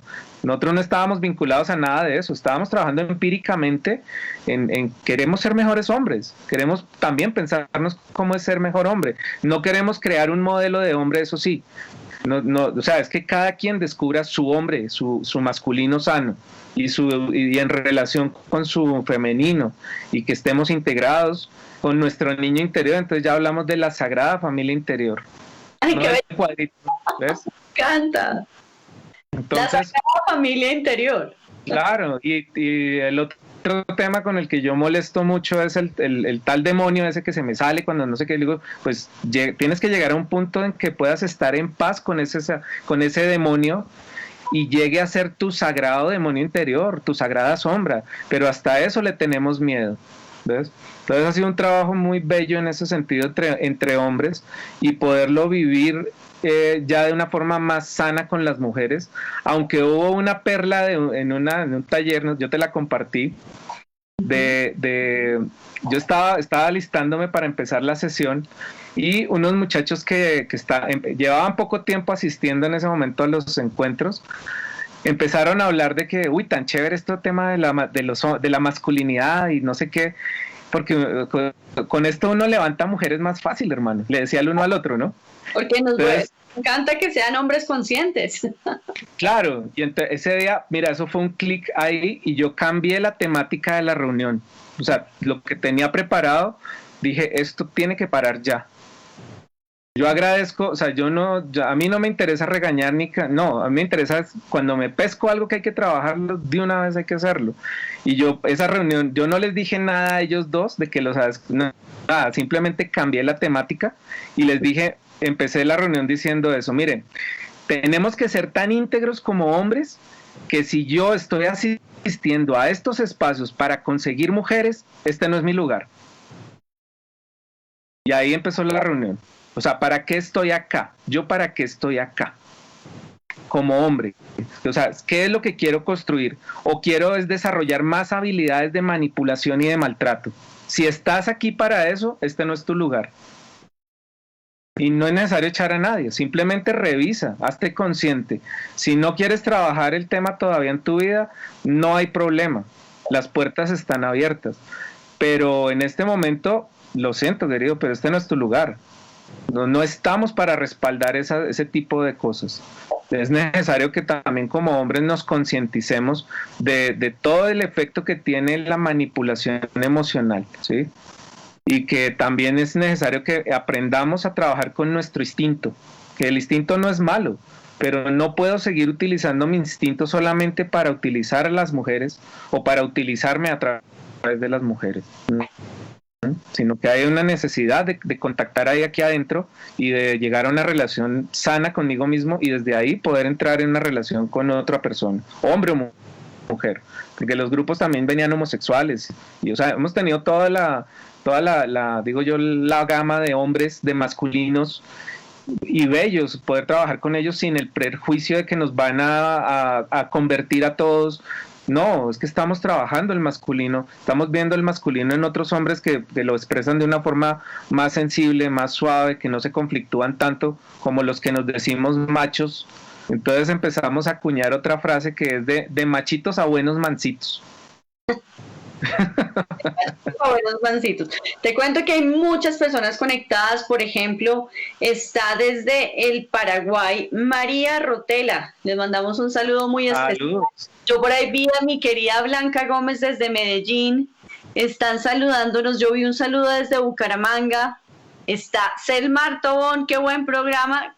mi mamá, está Alexandra Sáenz, está también, bueno, nos habían saludado de diferentes partes, nos encanta que estén conectados. Había una pregunta que yo te había dicho que no podíamos dejar. No se podía escapar, no podía quedar por fuera. No se podía quedar. Y hay una perla, porque también voy a echarme al agua con una pregunta que te quiero hacer. Ok. Natalie Garzón me había preguntado desde más temprano que por favor aclaráramos cómo era eso de trabajar cuando tienes que trabajar con el agresor. Con tu Bueno. El año pasado, yo, es decir, dentro de este proceso con los círculos de hombres que empezó con Hombres que Despiertan con Laura Moreno, luego surgió un colectivo que lo integramos algunos amigos, así espontáneamente. Quisimos formar como un convito aparte para trabajar, éramos 6 hombres que nos reuníamos una vez a la semana, el otro con los círculos nos reuníamos una vez al mes, pero con estos grupos de hombres surgió la idea de reunámonos, o sea, queremos trabajarnos un poquito más a fondo, y nos empezamos a reunir una vez a la semana, y surgió Manes a la Obra, que es un colectivo de manes, y empezamos a pensarnos actividades lúdicas. Aprovecho para mandarle un saludo a Jorge Sierra, a Francis Roget y a todo este grupo de hombres maravillosos. Luchito, Santiago, Alejo. Claro, no, les mando un beso gigante y bueno, obviamente a Laura Moreno también, que a través de finalmente todos nos hemos conocido por ahí. Con Laura somos hermanos de parroquia, imagínate, nos conocemos hace 20 y pico de años. Belleza, ¿eh? y seguimos dando lora, eso no.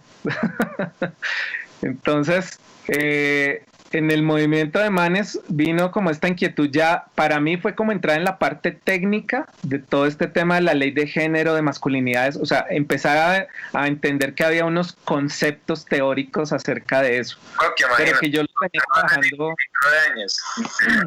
Perdón, que está quedando. Ya. Ok. Pero que yo los venía trabajando como intuitivamente en estos encuentros con los hombres, ya los venía trabajando. Lo que tuve que aprenderme después fue los términos técnicos de cómo se definía X o Y situación, ¿sí? Entonces empecé, pero me gusta así, ya me ha gustado primero la experiencia, después la teoría. Primero aprendo por experiencia, después entiendo que ya hay unas teorías que hablan de eso. Y en ese proceso de que veníamos, tuvimos oportunidad de ir a trabajar en la costa pacífica en una consultoría. Llevábamos un mes de estarnos reuniendo cuando nos ofrecieron una consultoría. Y nosotros dijimos, o sea, quedamos así como, wow, esto es grande, porque no era una ONG bastante conocida acá. Y pues buscaron que querían ir, que les llamaba la atención como el estilo que nosotros estábamos, y nosotros llevábamos apenas un taller público, no llevábamos más, ¿ves? Y nosotros dijimos que nos le medimos, y esa consultoría fue para trabajar en Buenaventura, Quibdó y Tumaco, con población afrodescendiente. Sí. Y pues en Quibdó surgió algo paralelo que fue con los emberas. Y fue que ellos querían participar en esos talleres para hombres y masculinidades que estábamos haciendo. Y hicieron la petición, y el único que tenía experiencia con comunidades indígenas era yo. Le dijeron, Ángel, se le mide trabajar con los emberas, y yo, listo. Y entonces a trabajar con ellos allá en Quibdó. Y a partir de esas experiencias empezamos a darnos cuenta que en cada región esta parte del machismo y el patriarcado tiene unos códigos específicos, y eso nos empezó a retroalimentar acá para el trabajo y seguir creciendo nosotros en el proceso. Pero yo me encontraba con un sinsabor, y es que generalmente los terapeutas, los facilitadores, los trabajadores sociales quieren trabajar con las víctimas, no con los victimarios. Ok. Y yo dije, ok, yo sí quiero trabajar con los victimarios. Y eso en el grupo, en el colectivo al principio fue como que, ok, ¿y cómo así? Si esos son como intocables, ¿ves? Eso es como, ¿sí? Como raro, y pues lo que te digo, hombres en las cárceles por violencia, hombres denunciados en las comisarías de familia por violencia, pero ¿quién quiere trabajar con ellos? ¿Ves? Porque el proceso legal se enfatiza mucho es en cómo van a pagar la cuota alimentaria, no cómo cambian su conducta. Y lo primordial no es la cuota alimentaria en un momento dado, sino que ese hombre, cambiando su conducta, se haga consciente de que tiene unas responsabilidades también con su familia y que no las puede evadir. ¿Ves? Y ese pedacito del puente del proceso hace falta construirlo, no está construido. ¿Ves? Entonces de ahí surgió la idea de empezar a trabajar con los violentadores, porque es necesario trabajar con ellos. ¿Ves? Pero pocos quieren darse como el palo, digo yo, pocos quieren coger esa bandera. No es para validarlos, no es para justificarlos, es porque también con ellos es necesario trabajar. Es que el también, que ha sido maltratado y ahí hay mucho que trabajar. Total, absolutamente. ¿Ves? Entonces, esto que tú decías hace un rato, es como si en mi familia yo crecí, es decir, por ejemplo, hubiera crecido en un medio violento, algo en mi inconsciente me dice que tengo el derecho a violentar también, me queda instalado ese programa ahí. Y de alguna manera lo voy a ejecutar en mis relaciones y en mis vínculos. Entonces, nosotros hablamos hoy en día como de construir ese inconsciente colectivo, de construir el inconsciente personal, y empezar a revisar, pero desde la parte conductual es un condicionamiento, y ese condicionamiento hay que hacerle un trabajo terapéutico para eso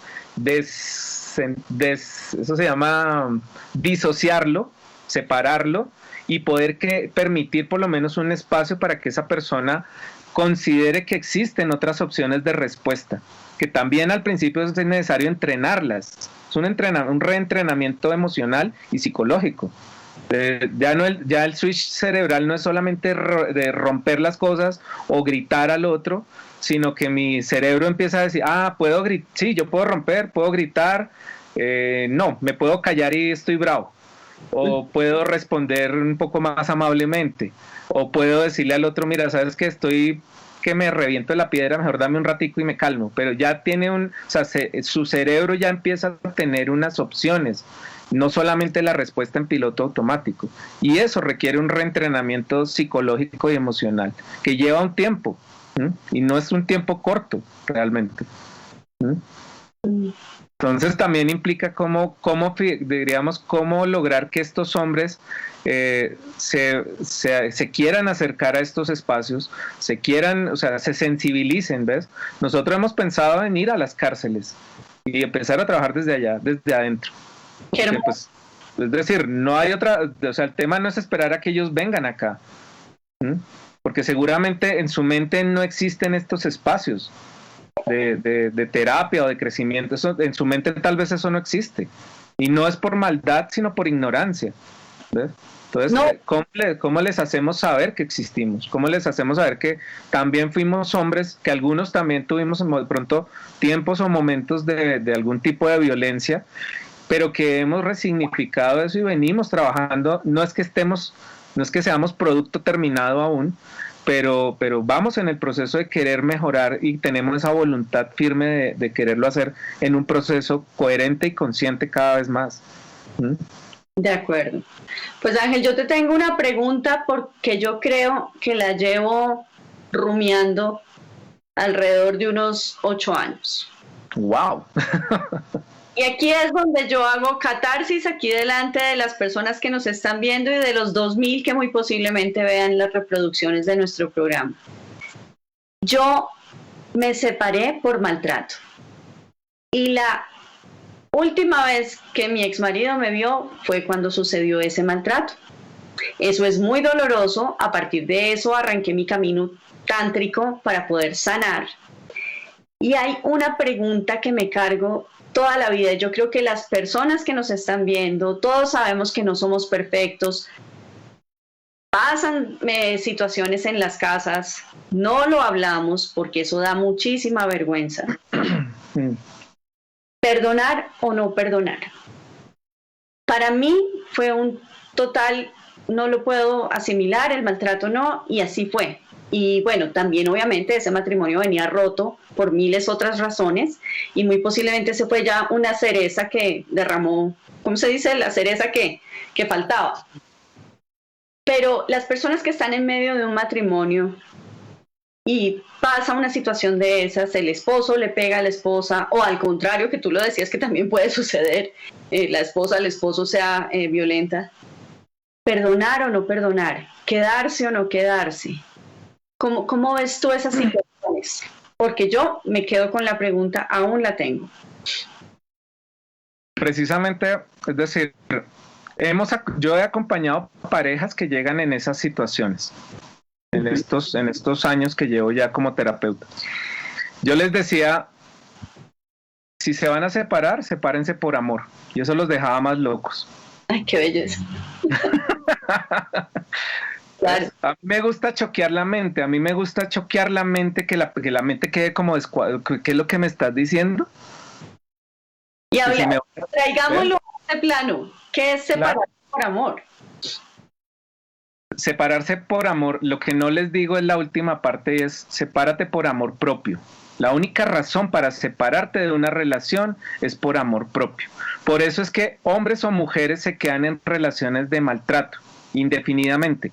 O sea, como mi autoestima está caída, la del otro también, si no el otro no sería agresivo contigo. O sea, las dos autoestimas están caídas, están rotas. No hay amor propio, hay deseo de control y de dominio sobre el otro, o el tema de soy la víctima y me desempodero y tengo la fantasía de que un día vas a cambiar y vas a ser el príncipe azul que yo deseaba, ¿sí? Y eso no va o sea, eso sin un proceso psicológico adecuado no va a pasar, no va a suceder. Entonces, yo le digo a las personas, miren, ustedes, lo primero que nosotros hacemos es tratar de que la persona se haga consciente de los derechos legales que tiene. Okay. El primer derecho que una persona que es agredida tiene es el derecho a denunciar a su agresor. Pero lo paradójico es que muchas mujeres, sobre todo, protegen al agresor. Es un tema ahí muy fuerte en las familias. Y en las familias, cuando ha habido abuso intergeneracional, abuso del padre a una hija, a veces la misma mamá protege al padre porque es el proveedor de la casa, por ejemplo. ¿Ves? De acuerdo. A costa de la hija.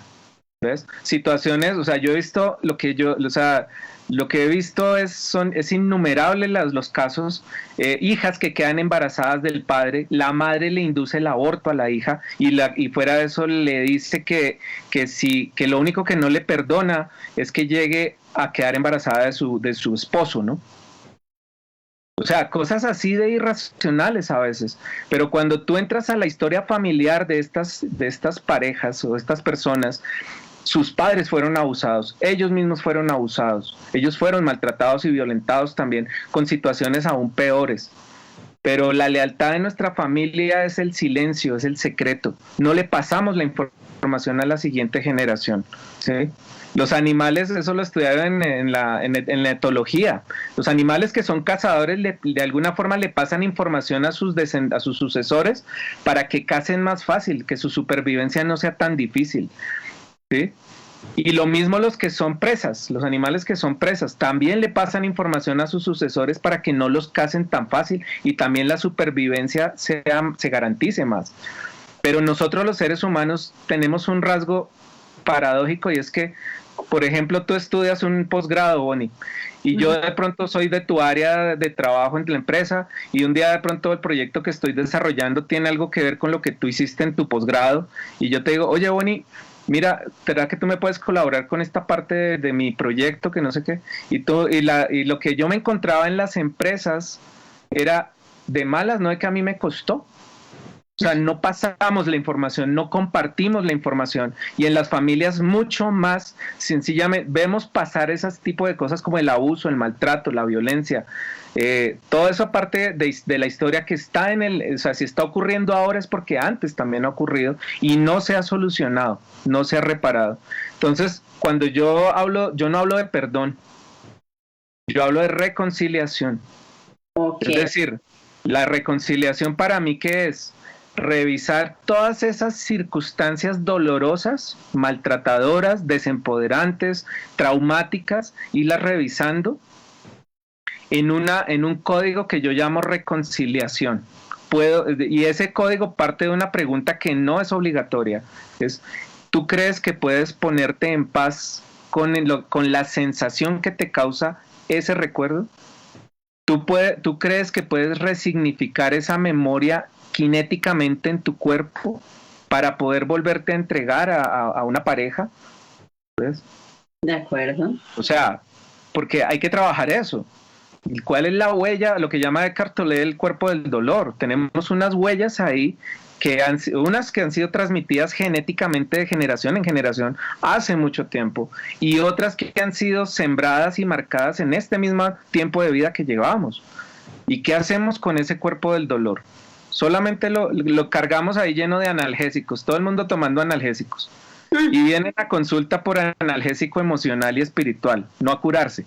Muchos vienen en ese plan de dame el analgésico, ay, qué tan lindo eres tú, me siento mejor, y en 2-3 meses vuelven por otra dosis de analgésico, de anestésico emocional, ¿ves?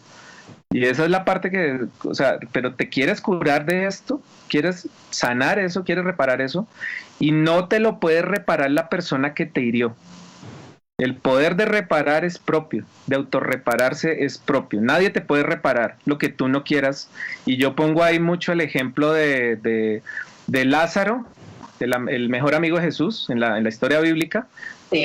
Dice que murió, y Jesús no apareció sino hasta 4 días después del entierro. ¿Ves? ¿Sí? Y supuestamente era su mejor amigo. El tema que yo le digo a las personas es: analicemos ese texto en un contexto no religioso, analicémoslo en un contexto literario. Jesús, el mejor amigo de Lázaro, llega 4 días después del entierro. Las hermanas de Lázaro, Marta y María, le reclaman: ay, no, que era tu mejor amigo, y le hacen toda la pataleta y no sé qué, ¿sí? Si tú hubieras estado aquí, él no se muere. O sea, si tú hubieras estado acá, a él no le había pasado eso que le pasó. ¿Sí? Y Jesús no se engancha con las críticas ni con los reclamos que le hacen, sino les dice: me llevan a donde lo enterraron, por favor. Y pues salen para allá en la romería. Y llegan al sitio y les dice: por favor, quiten la piedra, porque era un sepulcro, y los sepulcros en el tiempo los tapaban con una piedra. Entonces, no, pero eso ya huele a feo, está podrido, no sé qué. O sea, siempre le ponían dificultades y peros, y él simplemente se quedaba callado y decía: por favor, quiten la piedra. Hasta que hacían lo que, o sea, él no se desesperaba. Quitaron la piedra, y seguramente la gente estaba esperando que él entrara a la tumba a ver a Lázaro. Y él no hizo eso.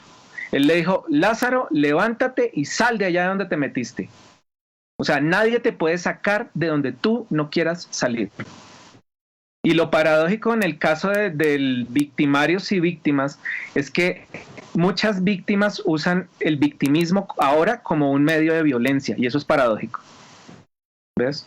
O sea, se vuelven personas violentas a través de haber sido violentadas. Usan la herida para herir, y eso no debe, o sea, y eso es complejo. O te mantienes en el victimismo porque te conviene. Por eso, es una forma de violencia psicológica y emocional. Es que como a mí me pasó no sé qué, y vives en ese mismo, y ese mantra lo repites y lo repites y lo refuerzas, y entonces eso no permite conectar con el otro. Eso no permite que pases que salgas de ese lugar, y no es porque esté mal el dolor, pero acuérdate que una herida que no se cura adecuadamente se infecta. Y psicológica y emocionalmente pasa igual, y comportamentalmente igualito, porque yo me siento con derecho a que a través de mis heridas puedo desarrollar ciertas conductas o actitudes para cobrarme la herida. ¿Ves? Y muchas veces le facturamos al que no tiene que ver con la herida. Pasamos cuentas de cobro al que no tiene nada que ver ahí, o a la que no tiene que ver ahí. Perfecto, pues gracias. Entonces, por eso no hablo de perdón, sino de reconciliación.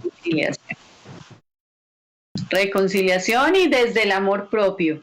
Mira, claro, que estaba saludando Rafael desde el Perú. Dice, saludo hermano de luz. Namaste. Ah, Rafita. Oh. Era el Rafita que yo conozco. Y por acá nos están proponiendo hasta que volvamos a hacer otro programa porque este tema es bien profundo, da para mucho, estamos encantados oyéndote. Nos estaban diciendo muchas cosas. Mira, está Alexandra Sáenz que dice, para sanar es trabajar el perdón hacia el otro y el más importante es el perdón a mí mismo, Ho'oponopono. Betty Aide Rodríguez, cuando reconocemos nuestras heridas y decidimos trabajar en nuestra propia sanidad, estamos ayudando a sanar a los demás. Yo tenía que saludar por aquí a Alberto Ruiz, a Diana Olave, que son amigos míos. Está Albita Alegría González, dice, somos una civilización herida. Natalie terminaba diciendo, secretos de familia, eso genera las cadenas generacionales. Bueno, están muy participativos. Hubo un comentario largo de Kies Salud Beyman López. Dice, podríamos hablar sobre los mambeos como una herramienta importante para identificar y resolver conflictos. Creo que este tema requiere un programa completo. Claro que sí. Mira, el círculo de palabra. El mambe es una medicina indígena que se hace con hoja de coca y ceniza de yarumo. Sí. Pero la palabra mambe en el lenguaje indígena quiere decir sentar la palabra. Eso es lo que yo me estoy echando ahorita acá. Porque yo hablo de evangelización, ¿en qué sentido? Evangelizar no es convencer a nadie de llenar salones ni iglesias y ese tipo. Para mí no es eso. Para mí la evangelización pasa por convencer a cada una de mis células. Es decir, la canción de mis abuelos viven en mí. Yo la entiendo que cada célula mía representa a un ancestro que vivió en todo el tiempo de la existencia. Y que hasta que todos no estén vibrando en lo que yo quiero, en mi coherencia, no he terminado mi tarea de evangelizar este templo, que es el templo del Espíritu Santo acá en la tierra. ¿Sí? Yo no tengo que estarle echando cantaleta a nadie, no. Yo vivo mi vida, habrá quien le molesta, quien dice, pero eso es herético, eso es no sé qué, ¿ves? No hay problema, pero a veces tenemos tiempo de andar metido en la vida de los demás, y eso quiere decir que cuánto llevamos abandonándonos a nosotros mismos. Si tengo tanto tiempo para estar metido en la vida del otro, eso quiere decir que poco tiempo te dedicas a estar contigo mismo. El problema no es que estés solo, el problema es que no sabes estar contigo. No has creado ese lazo de intimidad personal, de yo soy mi mejor amante, yo me di mi mejor orgasmo, yo me doy mis mejores caricias. O sea, después sí espera que otra persona pueda interpretar eso y compartirlo contigo. Una pareja, llegar a ese punto de decir, pues ya me di yo lo mejor a mí, ahora quiero compartirlo contigo, en igualdad de condiciones, ¿ves? Pero cultivarse, es que claro. Es la mejor herramienta de entretenimiento para ti mismo. A mí no me cabe en la cabeza cuando me dicen es que estoy súper aburrido o aburrida. Digo, ¿con tanto por aprender? Tantas herramientas que existen. Ahora mira que Ileana Cruz nos dice, ¿algún documento sobre el manejo de las emociones que nos recomienden, por favor? Pues Ileana, yo te contesto, me tomo hay muchas herramientas. Hay manejo de emociones desde el Tantra Kriya Yoga, que es lo que nosotros practicamos, y tú podrías entrar a una meditación de este tipo como lo que nosotros hacemos. Pero, por ejemplo, tú, Ángel, ¿qué herramienta, algo que le recomiendes que haga? El primer libro que yo le recomiendo a la gente que se lea se llama El hombre en busca del sentido, de Viktor Frankl. Léete ese libro. O sea, léete ese libro porque es contundente. Ahí no hay forma de decir sigo siendo una víctima. ¿Ves? Porque ese libro cuenta muchas de las historias trágicas que él veía en los campos de concentración, pero tiene unas frases contundentes. O sea, es contundente. Sencillamente yo puedo decir eso. Léanse ese libro porque ahí empieza. De ahí ya después pueden coger a Jorge Bucay, a Anthony de Melo, pues sí, como otro tipo de literatura un poco más enfocada a esto. Pero para mí el libro que me abrió a mí el corazón al tema del no más victimismo en mí es ese. O O sea, yo tengo que ponerme mis estándares a mí mismo, no es qué estándares le pongo a los demás. ¿Mm? Y que descubras, como decía, tú sabes, el cuento del maestro, ¿cómo es que se llama? El escultor, un maestro escultor, que compró un bloque grandísimo de piedra para tallar una escultura, y un niño pasaba todos los días por del colegio, pasaba y miraba y lo veía y dándole cincel y martillo a la piedra, y pasaba y así. El niño salió a vacaciones, y después de que volvió de vacaciones al colegio, llega un día y vio el taller y vio al maestro o sea, como puliendo un caballo ya tallado en la piedra, y vio los pedazos de piedra ahí en el piso. Y entonces el niño se le acerca y le dice: oye, ¿tú cómo sabías que había un caballo dentro de todas esas piedras? Y es eso también. ¿Qué es lo que hay dentro de ti, detrás de todas esas heridas, de todo ese dolor? ¿Qué es lo que quieres tallar de ti también? Pero eso implica que te cinceles un poquito, te afines un poquito, te eliges, te limes, ¿ves? Y nos revisemos más a fondo hasta que lleguemos a ese punto de acariciar con la lija y dejar lisito todo y estar bonitos para el otro, ¿ves? La abuela Margarita tiene la frase de la abuela es letal, ¿no? ¿Tú la conoces? Muy poco, pero sí. Bueno. ¿Quién es? Tiene esta frase es escueta, o sea, es sin filtros. Dice: si te tiras tus pedos, huéletelos tú, no le hagas mal ambiente a nadie. Me encanta. Es contundente, y a mí me gusta eso, es decir, me gusta eso en las personas con las que yo me siento a hablar. Los abuelos son así también, muy, muy precisos en muchas cosas, ¿sí? Palabrean harto, pero cuando tú te das cuenta, la flecha va para donde va. Claro. Y es certera. Y es también eso, aprender como con el carácter propio a uno mismo, ponerse la flecha donde es y decir: no me la rebajo. Me tengo que atajar y me tengo que contener y tengo que aprender a cuidar al otro de mi violencia y de mi agresividad. Tengo que aprender a llegar a ese nivel de integridad con el otro. ¿Sí? Bueno, pues Ángel, encantadísima de haberte tenido en este espacio. Ya sabes que Noches de Daquini es un programa que sucede todos los martes a las 8 de la noche, y aquí esta es tu casa, aquí seguiremos invitándote para hablar de todos estos temas.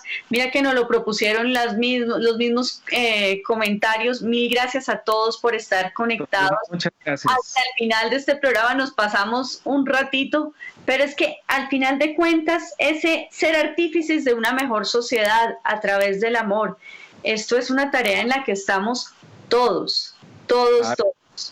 Esa es la idea, esa es la conversión. En la iglesia se habla de conversión, como el hecho de hacer que otra persona cambie su manera de pensar. No, pues conviértete y cree tú mismo.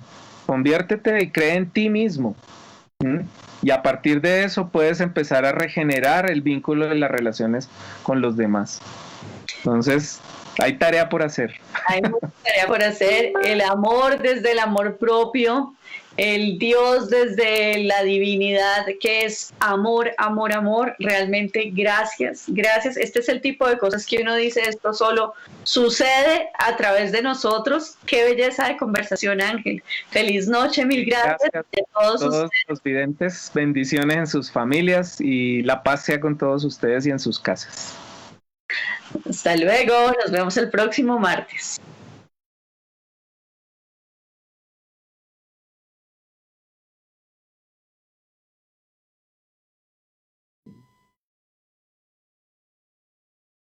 Ecoradio.com, otra forma de hacer radio, una emisora diferente, con contenido especializado. Sigue toda nuestra programación en www.ecoradio.com. Ecoradio.com amplía sus fronteras digitales. Por eso te invitamos a que te suscribas a nuestro canal de YouTube Ecoradio, en donde encontrarás los mejores programas, el mejor contenido y podrás escuchar nuestra señal online www.ecoradio.com, la vitrina del talento latino. Ecoradio.com, otra forma de hacer radio. Síguenos en nuestras redes sociales, en Twitter e Instagram como @ecoradios y en Facebook como Ecoradio. Ecoradio, otra forma de hacer radio. Estás escuchando